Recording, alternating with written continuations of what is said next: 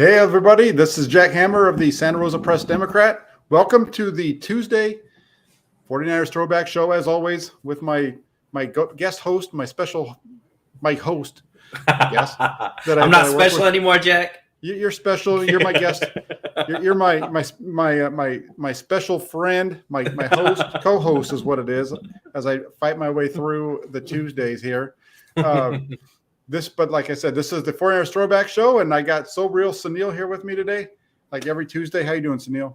I'm doing fantastic, man. I know we got started a little bit late. Wanted to give a shout out to everybody in the chat that stayed put, even though we started a little bit late. So that was great to see. Yeah, I'm sorry about that, everybody. That was my fault. It just took me a little bit extra time to get home from the office today and get ready for the show. So I apologize for that. I was actually writing an article. And it just took me a little bit longer than I was thinking it was going to. And next thing I knew, I was running late getting out. So real quick, just want to shout out Bomber. He's in the show. He says, "Hey, Jack and Sunil, good to see you." Andrew, he says, "Do it solo. You're so good, Sunil. You just do it by yourself because you're so real." Matt says that he thinks that I forgot about the show. And no, I'm here. We're here. And like Andrew says, let's do an hour about Jimmy G. And I agree. I think that's what we should do today is let's just go ahead. And for the next hour, we're going to do nothing other than talk about intangibles. James Garoppolo and his leadership ability, right, and why he should be the starting quarterback for the 49ers for the rest of the time. Look, Jack, I'm a former scout, and I'm telling you the things that Jimmy can do might not show up on the stat board, might not show up in the box scores, but it's there. He wins, and that's why he should be the starter. You're a former scout. Do you have an Aaron? What's his name? Hernandez. Do you have an Aaron Hernandez jersey and his whatever saying tattooed on your hand so you can see it every day? No, I'm kidding.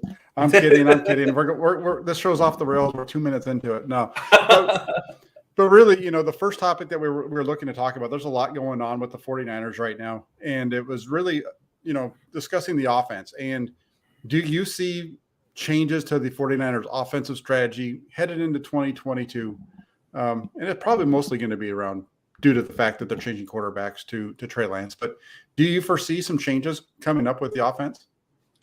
So the way you worded it, do I see changes in the offensive strategy? That answer would be no. I think the strategy is going to stay the same, Jack, but I do expect it to be different, even though the strategy is the same. And let me put it this way. So the 49ers offense is obviously going to be predicated around the run.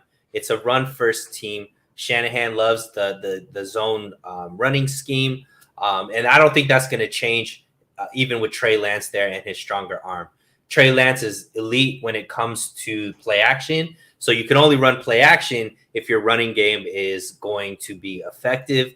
And I still think that they're going to be a run first team. However, I do expect the running game to be different than maybe some previous years. And the reason for that, Jack, is if you look at the running back room, in years like 2019, 2020, there was, a stable of running backs, but everybody kind of had a specific role. You had guys like Coleman that were the bruisers, and then you had the change of pace backs like Mostert and Breida. But in this running back room, all five running backs that are there right now, I assume only 4 of them will make the 53-man roster, but they all tend to be the same style of running back.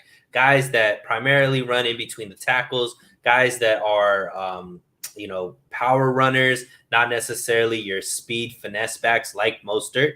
And I think that's going to change the way that the offense effectively gets its big plays.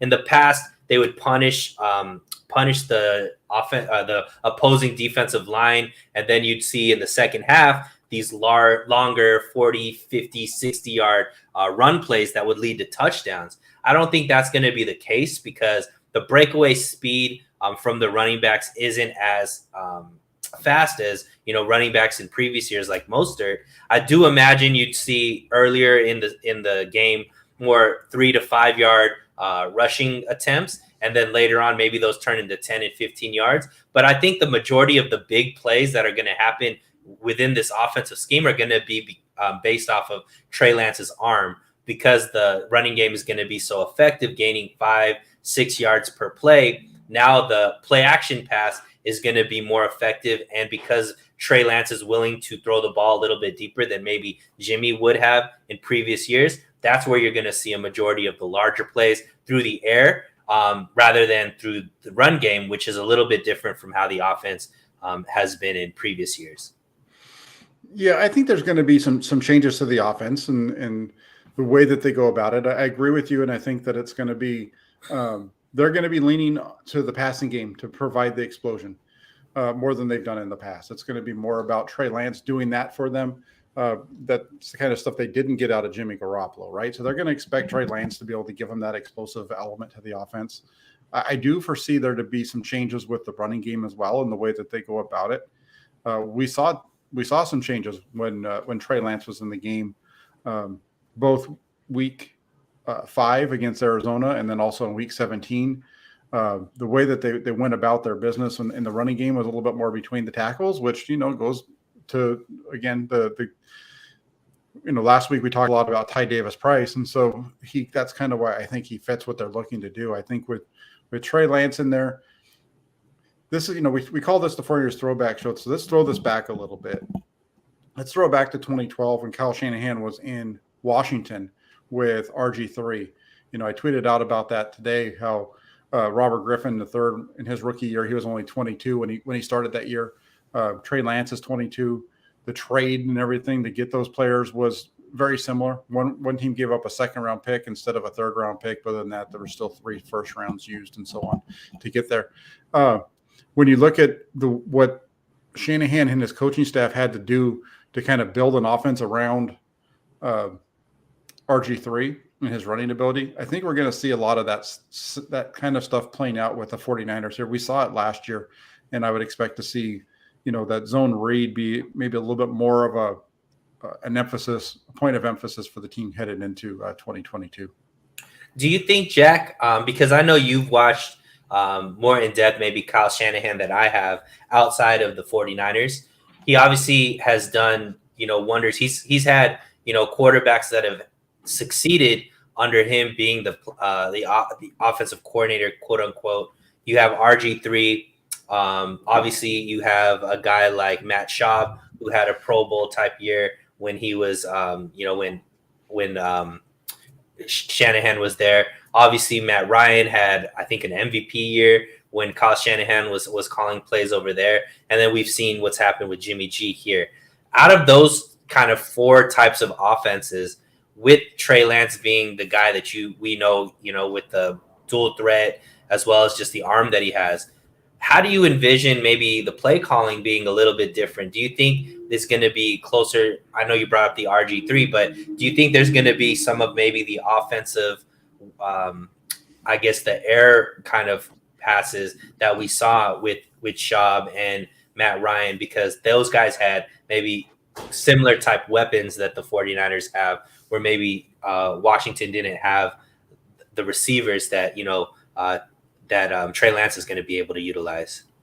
I don't think the passing game is going to change all that much in terms of what Shanahan's calling. He's going, when you watch Trey Lance, he's able to work all areas of the field. He doesn't really like to work over the middle quite so much because it gets a little bit muddy in there, and he tends to sometimes shy away from getting those balls where he has to get it over the top of a linebacker and fit it in there. Mm-hmm. So sometimes it seems like he likes to work the outsides a little bit more, or the what do you call it? The routes where it's like basically like a flood, but that's not what it is. It's the over routes where they've got a vertical and then the guy's coming from the backside is kind of like about 15 or 20 yards, right? And then they have another guy in the flat. They do that quite a bit. We saw him hit that against Arizona. We saw him. I don't think we saw that against the Texans, but I know we saw it against Arizona. He hit Deebo Samuel on one of those. So when you watch Trey Lance in the passing game, at least, there's a lot of things that he did very well at North Dakota State that are already part of the 49ers scheme. So I don't think we're going to see drastic changes. I do think we're going to see the ball be getting down the field more often, but that's because Trey Lance is going to try to push the ball down the field more often. He we saw it in against the Texans, right? Bootleg out to the left. He has George Kittle open in the flat, but instead he turns and he throws a pass to the next guy in the next level for a 10-yard completion.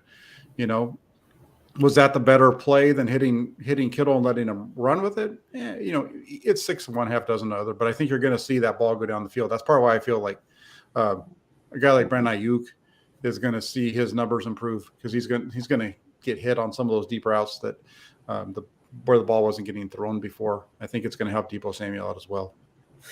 Now, Jack, I think one of the biggest narratives that pro Trey Lance guys are saying is that Jimmy may have shrunk Kyle Shanahan's playbook, and now with the guy like Trey Lance, it's going to open up that playbook. When you hear that type of narrative, do you agree with that, or do you think that's just kind of people not understanding that there always is a deep route, an intermediate route, and a short route in the scheme of Kyle Shanahan, and more than likely it's just about decision making rather than play calling? Yeah, it's hard to show it, but yeah, there is. When you watch the film, if you watch the film breakdowns that I did over the season, in particular, you'll see me talk about that at times, especially if you go back and you watch the NFC Championship game. You'll see, if you go back and watch that film breakdown, where there's guys that are running open at the second level, and instead of getting the ball to them, Garoppolo's checking it down to the running back and what have you. There was at least 3 times that I know of that I can recall right off the top of my head where he had Brandon Ayuk deep over the middle and the ball never comes out to him. Instead, it's checked down for a shorter gain, or he doesn't throw the ball, just takes off running around in the fourth quarter. There was an example of that late. So, yeah, I think with Lance, it's going to be interesting to see how that ball comes out. I know that he's not a running quarterback. He wants to play from the pocket. He wants to. I think the 49ers, if they just ran their normal stuff with him, they'd be fine. But there seems to be a choice of wanting to be a little bit more using the quarterback as a runner, which I guess is okay. I don't like that. We'll see how much of it they do. I don't want to see him used anywhere close to the way they utilized him in Arizona, though. That was overkill, in my opinion. Yeah, and I don't envision that it would happen. I think the biggest thing that I wanted to get from you is this offense might look different, but it actually won't be different, because it already has all of the, I guess, parts to be a wide open offense, where it could have been an offense even with Jimmy Garoppolo there, where they push the ball down the field more through the air. It's just Jimmy Garoppolo chose not to make those passes. And that was probably the best decision for Jimmy Garoppolo. He may not have the confidence in his arm to be able to go down the field and make those type of throws. And it still obviously helped the offense, at least play well enough to where they could win and make deep playoff runs and whatnot. But as far as scheme and play calling, there might not be much of a difference, but the offense could still look different because of the choices that Trey Lance makes within the Kyle Shanahan scheme. Yeah, and the one thing here that I didn't mention, because of the topic, right, it's changes in offensive strategy, so the way you go at it. And one thing that I haven't mentioned yet that I should have is we've seen Kyle Shanahan manage the game differently when Trey Lance has been in the game. We saw it in Arizona, and we saw it again early on against Houston. You saw Shanahan be much more aggressive in going for it on fourth down, in field goal range, instead of going for it, kicking the field goal, wanting to go for it on fourth down, and thinking that the fact that he had a quarterback with the legs that Lance does is going to make a difference. And we saw with Trey Lance, we saw the third down conversions and the fourth down conversions drop. I think there was a little bit of again, Trey Lance is a very fast runner, but he's not fast when he's running the ball out of designed runs. He doesn't have that quick twitch on that. It's the quick twitch for Trey Lance comes when he's dropping back, and all of a sudden now he's just got to make a move and take off running out of a shot, out of a passing play or something. Like, he's a much more effective runner, in my opinion, that as a coming off on the scramble than he is in a designed run. And we saw an offensive strategy with him in the 2 games that he played, in which the 49ers were much more aggressive on 4th and short instead of taking points. And it cost them against Arizona, and it cost them at times again in the beginning of the game against Houston as well. Yeah, it's going to be interesting for me because one thing that Trey Lance didn't do a lot of at North Dakota NDSU is that he didn't throw the ball a lot. He averaged 16 passes per game. So obviously I don't imagine he's going to throw that little in the NFL. It's probably going to be closer to like 25 attempts. He was very good at protecting the ball, Jack, when it came to ball in college. He, I think, threw only 1 interception his whole career in college, and that was actually in the first game of his second year as a starter, the only game he played in his second year. But in the NFL, he tends to, like you say, there were opportunities for him to get the ball intercepted quite a bit more than he actually did. He threw the ball kind of in coverage, didn't make the right reads, maybe underthrew some players there. So there are going to be some growing pains there till he gets kind of confident as far as that in the middle type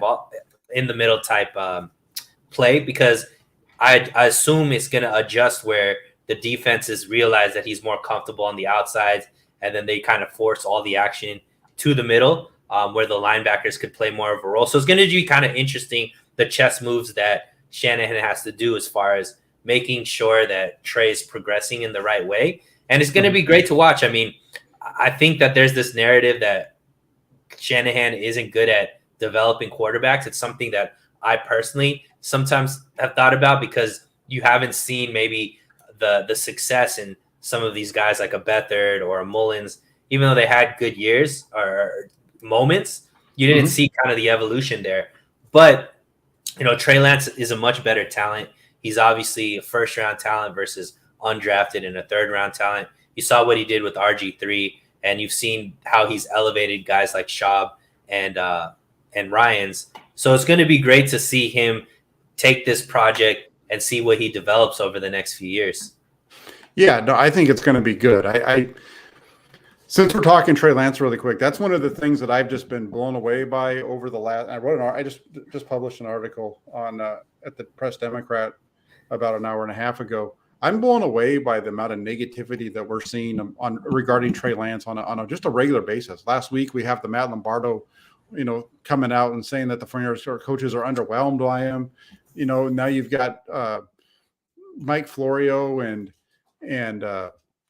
Chris Sims talking about how inaccurate he was during training camp, and based on what he saw and what he's heard.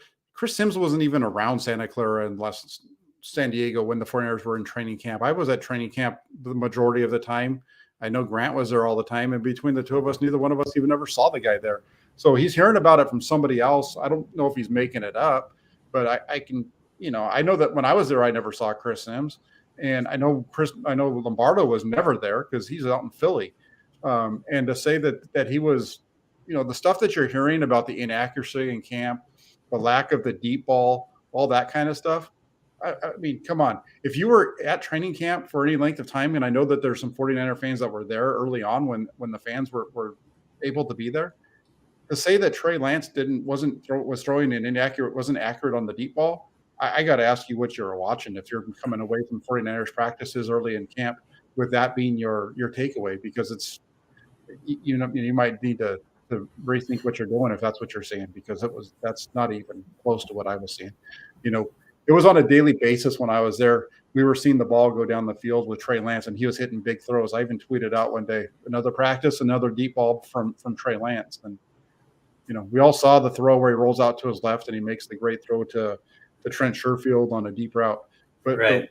the one that just kind of stuck out of my mind, and I didn't go back to pull up my notes to find out where it was, but there was a practice in camp where he drops back and he throws a deep ball down the right sideline on a go route.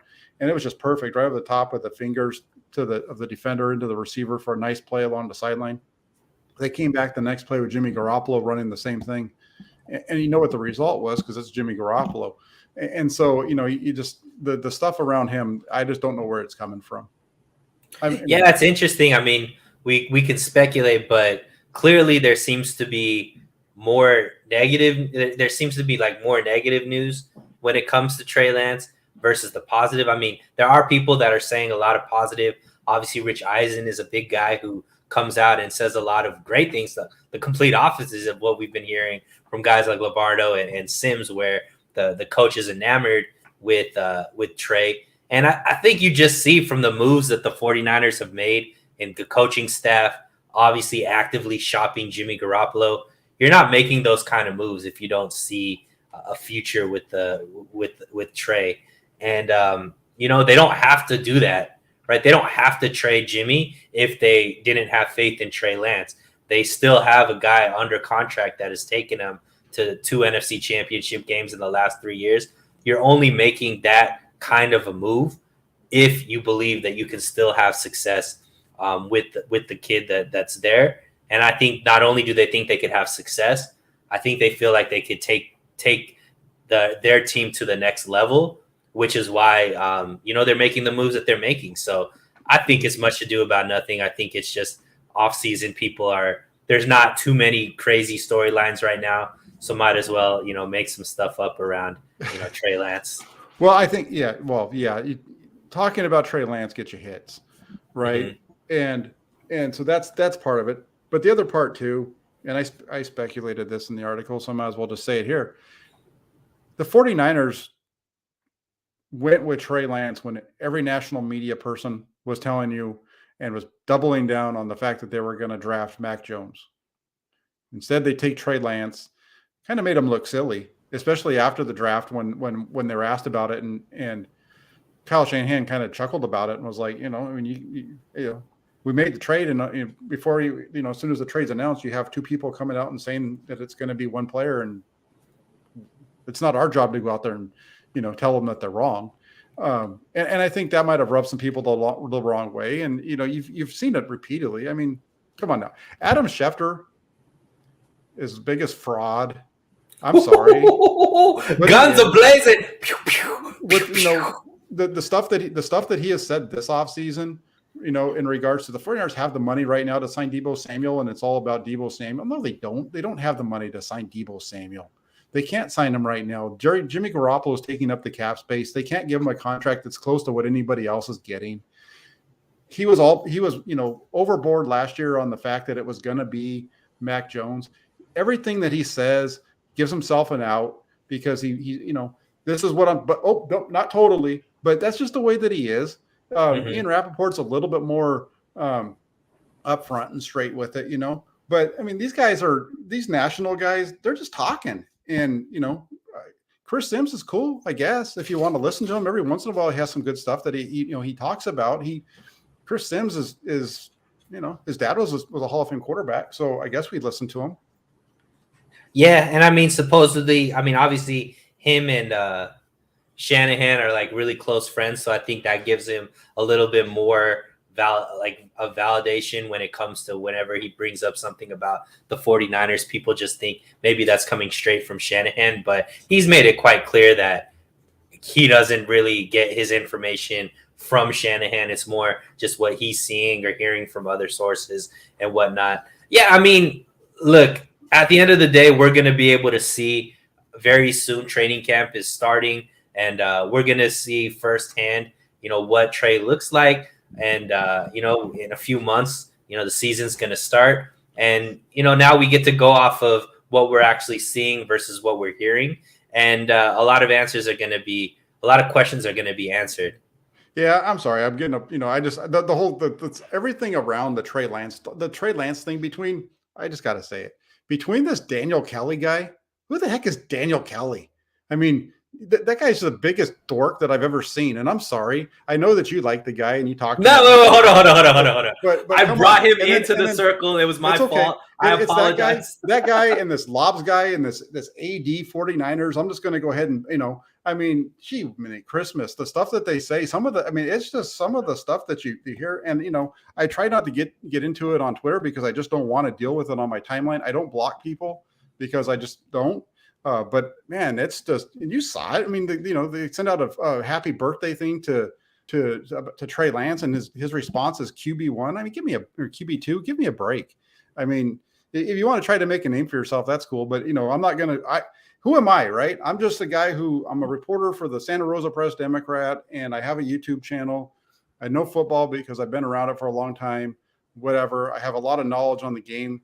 I'm pretty sure that I know more football. I have more football knowledge in my left pinky than Daniel Kelly does in his whole body.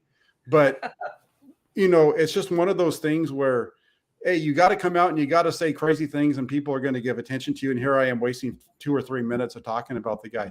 But it's just frustrating to hear it constantly. And it's not just him. We're hearing it. And it's even more it's constant discussion about him. And it's because of the fact that Jimmy Garoppolo is still here and people not paying attention to what is being said. If you just listen to what Kyle Shanahan and John Lynch have been telling you for the last year and a half, you'll know what the 49ers are doing. I understand that we've got to talk about stuff, and it's cool to make some, to have some guesses at things. But I know, like, when I make my guesses, it's based off of watching film and listening to what people are saying. And I'm not talking about people in general. I'm talking about Lynch and Shanahan because they don't lie. They're not going to go out of their way to fix a mistake that somebody else is saying, but they don't come out and outright lie to you. They just don't. And that's one of the things that I've really learned over the last 18 months or so is that if you listen to them really closely, 9 times out of 10, you're going to be on the right path. I do want to say, look, I know I kind of brought him into the circle, and it's okay. And I'm not putting that voodoo on you. Right. No, but I do want to say the only thing is for me trying to be content creator, I was looking for scouts that I could talk to about the draft and stuff like that. Yes. He has former NFL scout all over his thing. We met up, we talked. He seemed like a cool guy. I didn't know it was going to go like this. Obviously, I needed to vet the guy a little bit more, but it's cool. And I'm fine with people having an opinion. And like I said, right now, it's all opinion. Even the things that we say, it's based off of speculation, hearing things that we think, connecting the dots that way that we're processing the information. And week 1, we're going to be able to see who the starter is. And in my estimation, your estimation, it is going to be Trey Lance. And we get to see how Trey Lance actually performs. Till that time, all we can say is our educated opinion based off of what we're seeing, hearing, and based off of the track record of what we've seen from this regime. So that's kind of what that's just how I evaluate and process things. No, you're fine. I'm cool. I just hear it, and because I have to write about the team, and I shouldn't say that was an awful word because I don't have to, because I have the opportunity to write for the team. I spend a ton of time paying attention to everything that's going on so that I can stay in the know. Right. And, it's just at times when the discussions start to veer off to the off the road to where you're in the ditch, it gets tiring after a while. And I think for the majority of the offseason where we've been stuck in the ditch this season with the Flames, and like Lee Ving says here, he likes what I have to say, except for he doesn't agree with my T.O. versus Deebo Samuel thing. And the Deebo Samuel thing is fun because, guys, you got to remember, how T.O. ended up, right? I don't know if Deebo Samuel is going to end up in the Hall of Fame, but that doesn't mean that he's not going to be a better receiver for the 49ers than T.O. was. We'll see how that plays out. I have a lot of that's one of those things that there's a lot. It's the same thing with my take on Kyle Shanahan and Bill Walsh. I think they're a lot closer than people want to give Shanahan credit for. So yeah. Real quick, got a super chat. Swan, thank you very much. Gives me $5. He says a beer to lower the blood pressure that Sunil started by having David Kelly have a platform. I blame Grant for this. I tried, Sunil. Still, I love you. No, this is all my man's fault right here. He's the one that suggested it, and then Grant didn't vet him out. Between him and Grant, I think we should put them all 3 of them in a boxing ring and see who makes it out. That's for sure. That's not even an issue.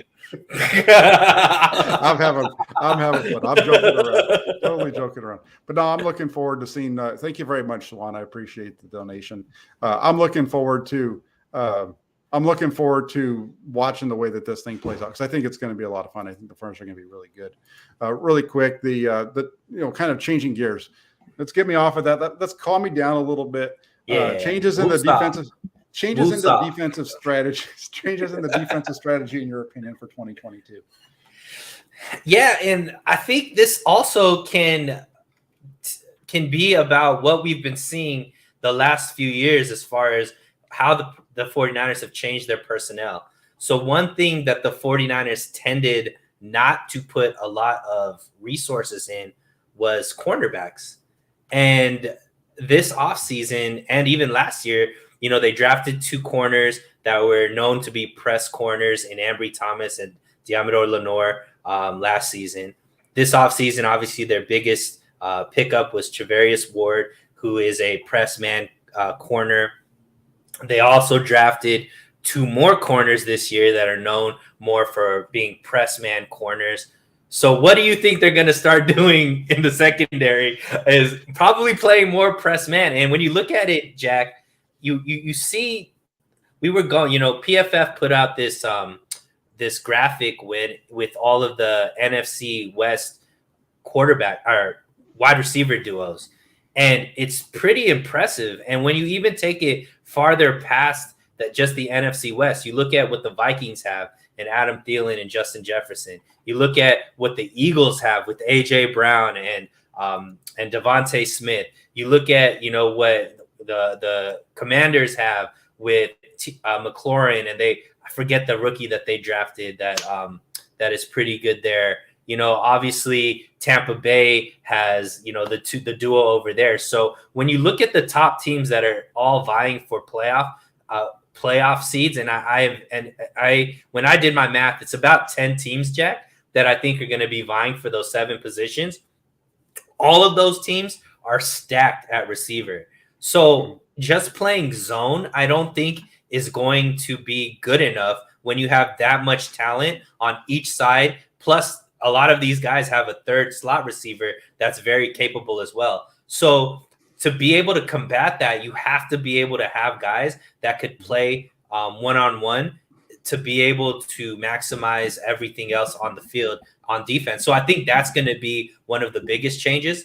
Thankfully, the defensive line is still extremely stacked, extremely deep. So, I think they've gotten actually a little bit younger, and that rotation is going to be healthier throughout the season. So I think the defensive line is still going to be able to have that much pressure, which is going to help out these corners. But now we have 2, 3, even 4, based off of where Verrett's health status is, 4 premium press man corners that are going to be able to be interchangeable at any one of those 3 positions that the cornerbacks play. And I think we're going to see a lot of that utilized, not only because of the talent that they have, but also because of the need with all of the receivers that they're going to have to play in the NFC just to compete for a playoff position and obviously hopefully a deep run into the Super Bowl. Yeah, I think that you're right when you talk about the more man coverage, right? That was something that I think we talked about last offseason, that we're going to see the 49ers start to get into more man coverage, because when you looked at Ambry Thomas, for example, coming out of Michigan, this is a guy who really excelled at Michigan running out in a man coverage scheme, because they ran a lot of it with him during the time that he was there up until 2019 with Don Brown as their defensive coordinator with the Wolverines there. And then what we saw happen was he wasn't really getting it done as a man, with press man out there. Jason Verrett goes down in week 1. And Emmanuel Mosley's banged up, and the 49ers really kind of got into a zone shell all the time because they needed to protect their secondary.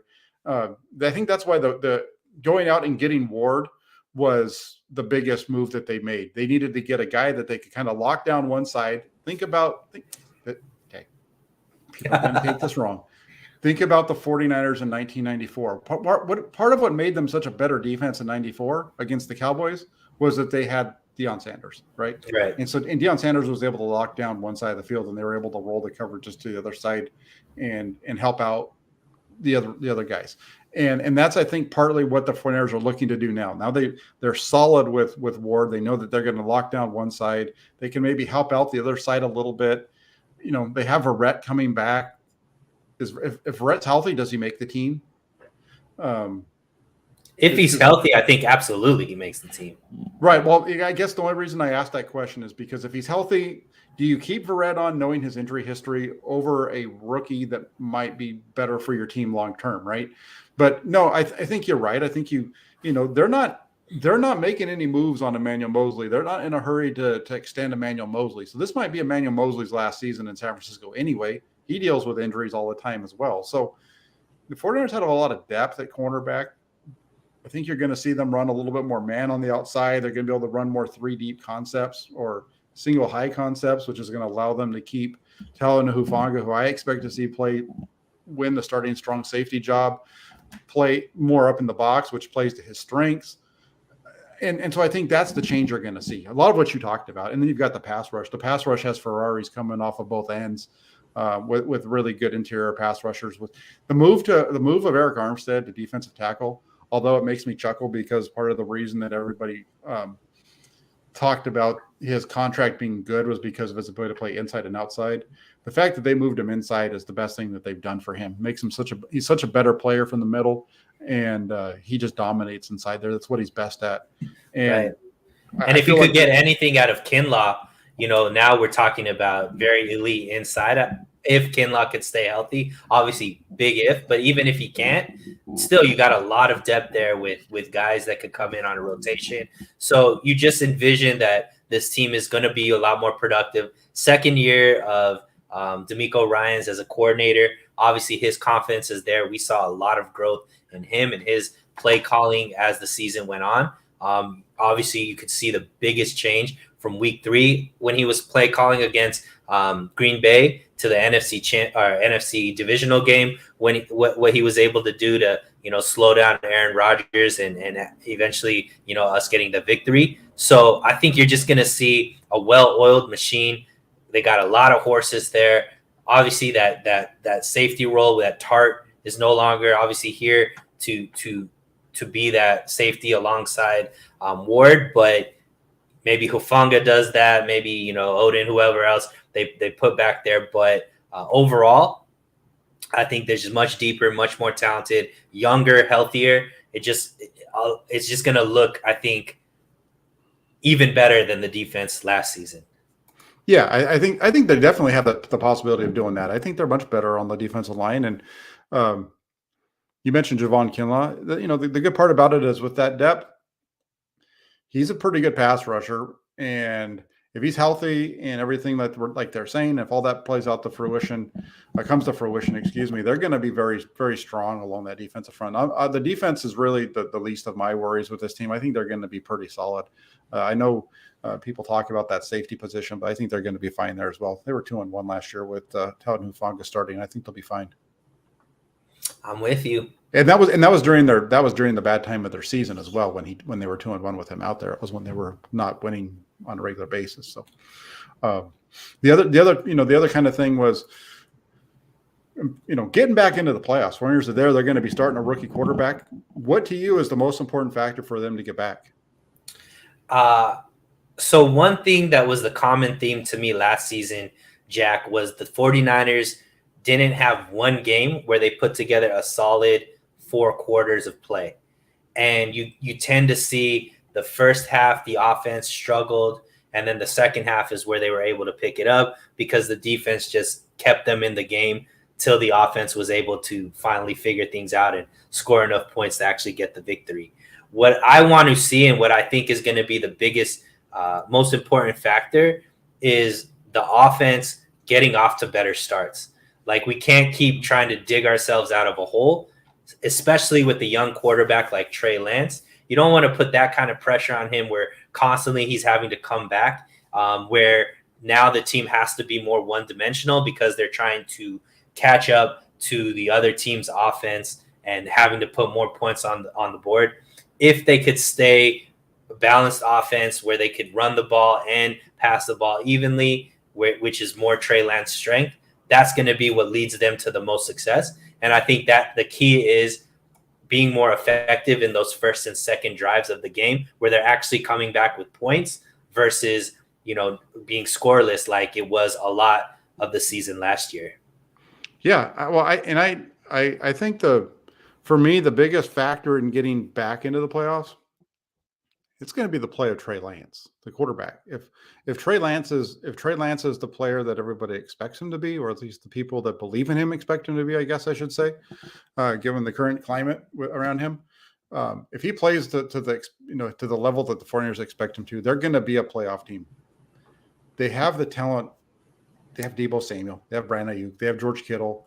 They have a good stable of running backs.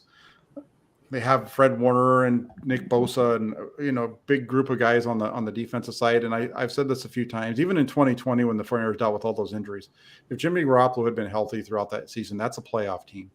Because there's games that team lost in the middle of the season, even at the end, that they shouldn't have lost. They should have won. They would have won if they just had a quarterback that wasn't throwing pick sixes or fumbling the ball for a touchdown and stuff like that. Nick Mullins was okay. There was some potential there with Nick Mullins, but he just couldn't stop making the boneheaded plays, right? And that's all that. If Trey Lance just comes out and does what Trey Lance does, I think this is a playoff team.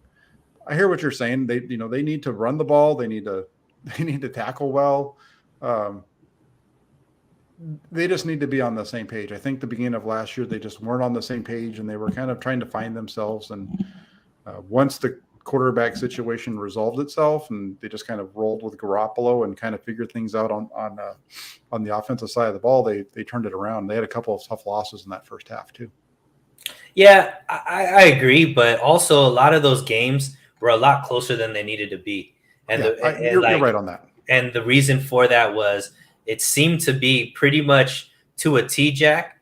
2 minutes left in the first half is when the offense tended to wake up, when it was like a 2-minute or 4-minute drill. That's when the 49ers under Jimmy Garoppolo had their most success last season. And when you look at it, I forget, what actually the amount of points they scored per first half.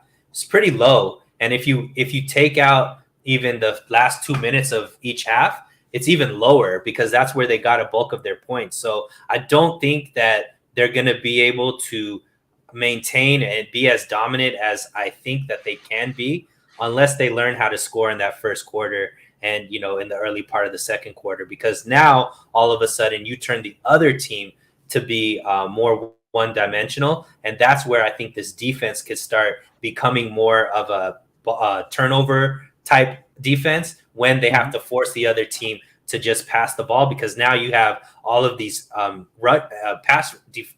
defensive line just gets to focus on being, rushing the quarterback. Now all of a sudden you're playing into the strength of this defense. So I think that's going to be big, is scoring in the first and second half. And it doesn't need to be like they need to blow teams out, but even if they could go from, I think it was averaging 11 points per half, if they could get that up closer to 16, 17 points per half, I think that changes the trajectory of this team, because last year they lost 5 games in the regular season by 1 score. So if you're scoring a little bit more in the first half, that changes the whole dynamic of how this team wins. Well, I think there's definitely something to what you're saying. You go back and you watch the old 49ers. We're on the 49ers throwback shows. Let's talk about the old time 49ers. under Bill Walsh, the 49ers were, especially in the playoffs, they routinely get out when they were on their streaks in like 81 and 84, especially 88. They did this too, and 89. Those were teams that would come out and they would just jump on you. They jump on you right at the beginning, and they just put you out of your misery. By halftime in most of those games, it was just a formality of getting through the second half and getting into the locker room to get ready for the next one, because they were blowing teams out in the first half. So, no, you're right. There's definitely something to that. Thank you, Jack. It was damn time. It took like the whole segment before you finally admitted. Yeah, no, I just wanted to say I wanted to give my, I mean, you had good thoughts, but I wanted to give my, I wanted to give my thoughts. Sheesh, tough crowd, Jack. Before I agreed with you. Hey, any friend of Daniel Kelly is not a friend of mine. Oh man, that's hilarious. No, I'm joking. But if you got time really quick, I do want to hit this one real fast. It probably won't take very long. This offensive line concerns. There's a lot of folks who are expressing a lot of concern over the offensive line this offseason, and it's interesting to me. I mean, there's a possibility that their starting offensive line from last year, 4 of the 5 are going to be back. I mean, if Alex Mack stays, which I think he's going to, Mike McGlinchey is returning from injury. He's expected to be able to, be a full go by training camp. He's not going to be doing anything during the mini camp period and all that kind of stuff. His goal is to be 100% ready to go at training camp. There's a real good possibility that they have 4 out of their 5 starters returning. And if that's the case, all of this nail biting that we're seeing over the offensive line is really, has been overblown over the course of the year. And even if it doesn't, I do feel like there's been a little overblowing of the offensive line concerns in general anyway, because they've got the best left tackle in the game. Daniel Brunskill's okay. But they have so many guys across the line of scrimmage that have starting experience in the NFL. I feel pretty good about it. And I think that if you have Trent Williams, Aaron Banks, Alex Mack, Daniel Brunskill, and Mike McGlinchey as your starting 5, that's a pretty good starting lineup. Yeah, and I mean, so one thing we got to be real about offensive line throughout the league, and the truth is, outside of the starters on most teams, most teams are working with 3 guys that they like, and then 2 guys are kind of in there. And if any of those 3 guys get injured, their depth is just, you're talking about falling off of a cliff, right? And that's kind of where I think people don't realize, like, there aren't a lot of starting level offensive linemen. They're just on, like, sitting there without a contract by a team. Like, it's a very tough position to play on. It's very hard to be good and have a long career in it. Those guys are already signed on teams, and they're already signed on this team as well. If Alex Mack comes back, Jack, you're talking about 3 guys on this offensive line that are first round draft picks in Trent Williams, Alex Mack, and Mike McGlinchey.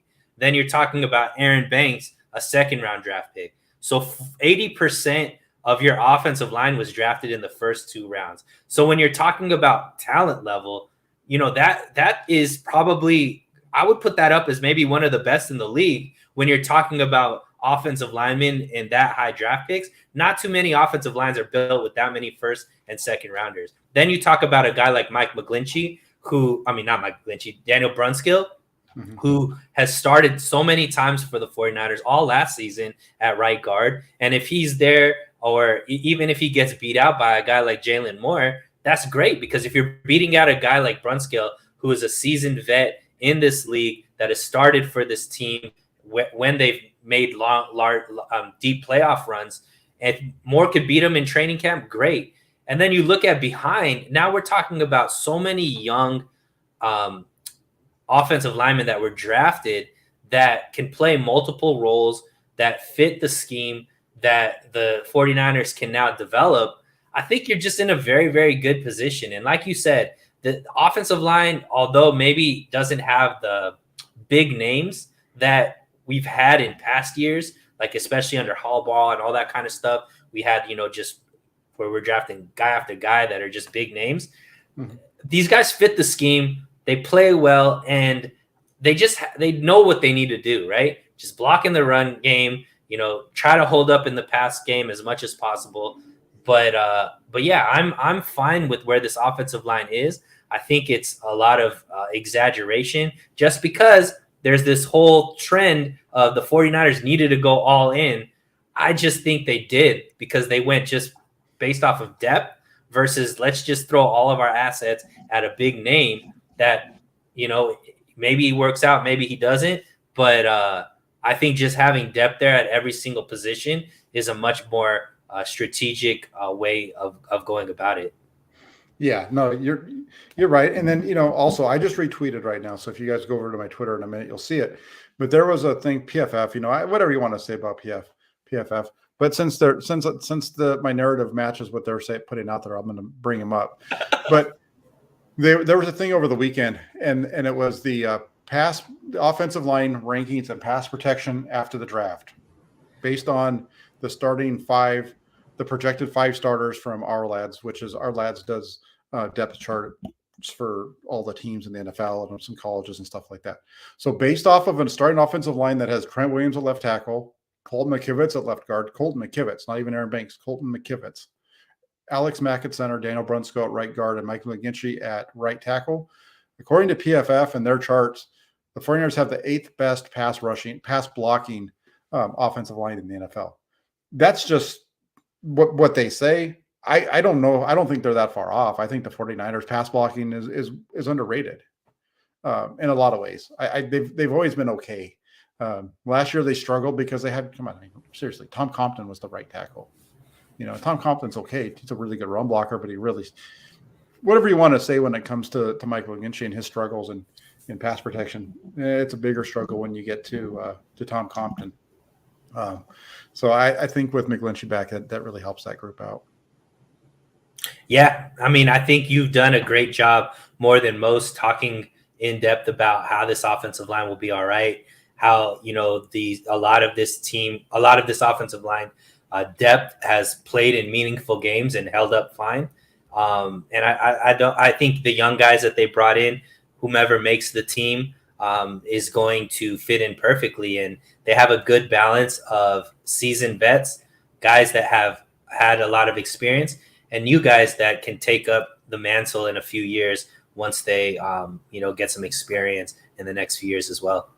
Yeah, the last thing I'm going to say on this one is just go back to 2019. Joe Staley was out for 5 or 6 weeks, whatever. The team never lost a game, right? They were undefeated with Joe Staley out, with Justin School playing left. I think it was Justin School playing left tackle. They've won a lot of games with backups along the offensive line when they had to. Week 18, right? No Trent Williams, and they go into Los Angeles and beat the Rams. So they can do it. They've shown the ability to do it over and over again. Now, doing it for a whole season, that's a different story. But they've shown the ability to do it in long stretches. This year, Tom Compton starting at right tackle for the second half of the year. So they can get it done, and I think they're going to be fine. It's going to be a lot of fun to watch this team go playing. But I know you've got to jump, and you've got a show that's coming up with I think with Jesse over on his channel. But how's everything going over on yours? Yeah, so this week is actually going to be pretty fun. Obviously, got the show with you, going on with Jesse right after this. I got a show with Rohan that I do regularly on Wednesdays on my channel at 7. And then on Thursday, I'm actually going on 49ers First Takes. I'm going to be on his panel on Thursday at 6. And then right after that, I'm going to be on with Larry Kruger on his channel. So I'm expanding the brand a little bit, Jack. Expanding the brand. So should be a fun week. Hopefully you guys can tune in, and if you like the content. And then no Daniel Kelly on Friday, Andrew. I've distanced myself from him. Like I said initially, he seemed like a cool guy, and obviously I was fooled. So, and you won't get fooled again. You won't get fooled again. All right. I was telling somebody. I like it. It's not your show unless you go old school with the song. But it's only with you. It's only on the Throwback Show, and I get into this, and I'm a big fan of the Who. I'd love to see the Who in concert. They're fantastic, and that's one of my favorite songs of theirs is "Won't Be Fooled Again." Hey, Barry Baller, it's good to see you in the comment section. I disagree with your take about the right side does stink a little bit, but good to have you in here. Raphael 569ers, thank you very much for the reminder for everybody to subscribe. Like it says up in that corner over there. Please, if you do, before you leave, hit that like button, hit the subscribe button if you're checking us out and you're not already a subscriber to the channel. And then also get yourself over to 49ers.pressdemocrat.com. Make that one of your favorites on your web browser so that you can check it out every day. A lot of good content going on over there. And then once the schedule drops in a couple of days, you'll get my prediction on what the score is. And then you're also going to get or what the record is going to be. You're going to get some content with rookie minicamp coming up. And keep it locked in here as well, because tomorrow we will get back into Samuel Womack and some film on that with a film breakdown. And I promise this time I'll make sure I keep my mic on and not kick myself out of my own show, so you can actually hear my analysis without me having to go back through it a second time through the film. So thanks everybody in the comment section for joining. Sunil, like always, thank you for being a great guest and a great co-host with me. Appreciate it. And everybody have a great rest of your Tuesday. and we'll talk to you all soon. I'll be back on tomorrow, like I said, with that film breakdown, and then Thursday with Jesse Naylor for Hammer Nails. So take care, everybody. Have a great Tuesday.